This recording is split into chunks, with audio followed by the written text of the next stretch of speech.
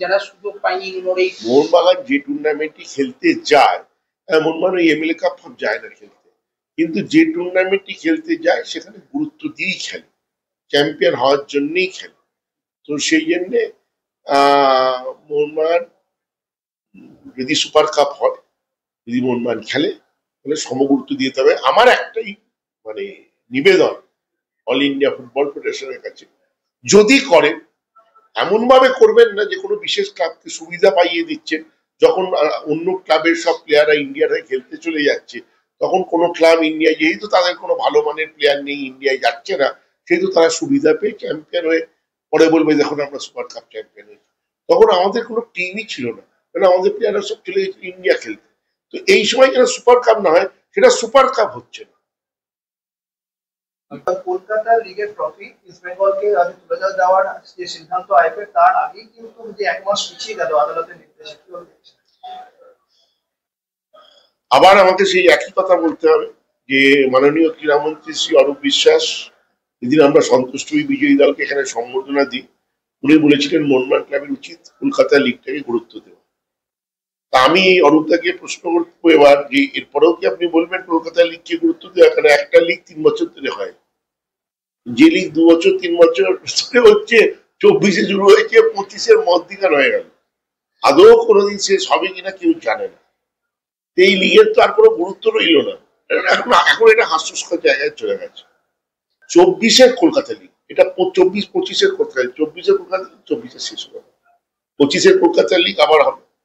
যাই হোক, এটা এখন হাস্যস্কর জায়গায় চলে গেছে।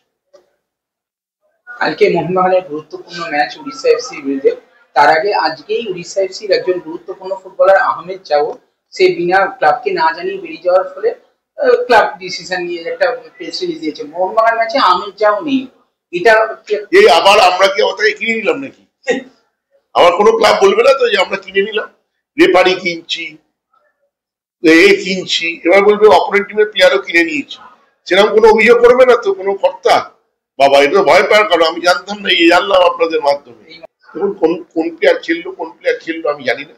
উড়িষ্যা টিম অত্যন্ত কঠিন টিম, ভালো প্লেয়ার আছে, এবং বুমো আছে, তো ভালো ভালো প্লেয়ার আছে, বুমো এখানে ভালো প্লেয়ার আছে, ভালো টিম। আর কোনো একটা প্লেয়ারের অভাবে কখনো টিম পড়ে যায় না। মোহনবাগানেরও সেরকম এ নেই ও নেই, এরকম অনেক আছে, কিন্তু আমরাও জানি যে আমাদের বেঞ্চ স্ট্রেংথ খুবই ভালো। এবং আমি উড়িষ্যার খেলা দেখেছি, উড়িষ্যা টিম খুবই ভালো টিম। কালকে আমাদের অত্যন্ত কঠিন ম্যাচ, সবকিছু মিলিয়ে এই ম্যাচটা জিতলে চ্যাম্পিয়ন, এটার ভার অনেক বেশি। সেই ভার নিয়ে কালকে আমাদের খেলতে হবে। আমাদের শক্তি একটাই, সেটা হচ্ছে সল্টলেক ভর্তি মোহনবাগান সমর্থন। সেই স্ট্রেংথটা আমাদের কালকে, আমি বলবো এটা প্লাস, যে প্লাসটা আমার মনে হয় এই চাপটাকে কাটাতে সাহায্য।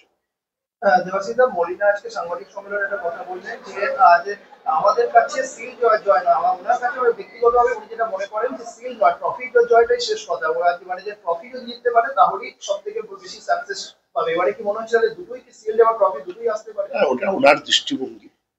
আমার ব্যক্তিগতভাবে আমি মনে করি যে শিলটা কাপের থেকে বেশি শক্ত, এটা আমার ব্যক্তিগত মতামত। কারণ কি, আপনারা যদি দেখেন এই শিলটা যারাই জিতছে, সেই যে টিমই জিতছে, গত 6 মাস ধরে 7 মাস ধরে খেলছে, প্লেয়ারদের চোট, লাল কার্ড, ইয়েলো কার্ড, অনেক ঘটনা ঘটে। কিন্তু কাপ একটা স্পেসিফাইড টিমের মধ্যে হয়, স্পেসিফাইড টাইমের মধ্যে হয়। দুটো ম্যাচ খেললো, সেমিফাইনাল খেললো, ফাইনাল খেললো, চ্যাম্পিয়ন।